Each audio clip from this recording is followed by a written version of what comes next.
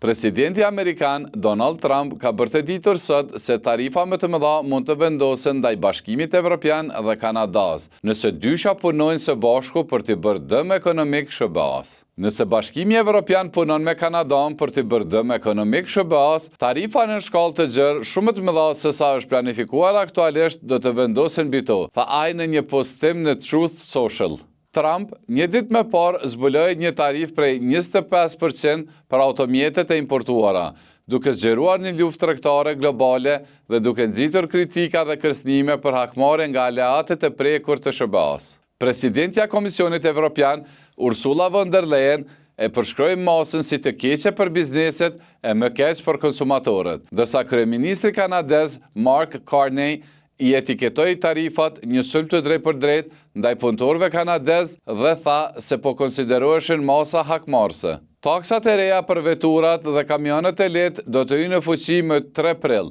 një ditë pasi Trump planifikon të shpallë tarifa reciproke që synojnë vendet përgjegjëse për pjesën më të madhe të deficitit tregtar të SBA-s.